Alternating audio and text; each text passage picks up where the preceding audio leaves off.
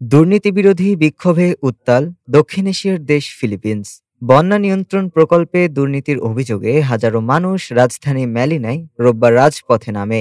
President Marcos জুনিয়রের ঘনিষ্ঠজন house speaker Martin Romualdez পদত্যাগ করেছেন। পরিস্থিতি সামাল দিতে মোতায়েন করা হয়েছে 50,000-এর বেশি পুলিশ।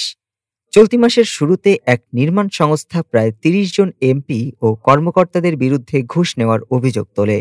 সরকার বলছে এতে $2 বিলিয়ন ক্ষতি হলেও গ্রিনপিস দাবি করছে প্রকৃত ক্ষতি $18 বিলিয়ন। এদিকে পেনশন সংস্কার ও অপরাধ বৃদ্ধির প্রতিবাদে পেরুতে শিক্ষার্থীদের জেনজি মার্চ ঘিরে পুলিশের সঙ্গে ব্যাপক সংঘর্ষ হয়েছে।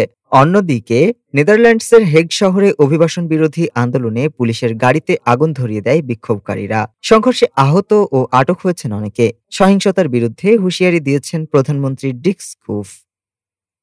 ডেস্ক রিপোর্ট, আজ বার্তা।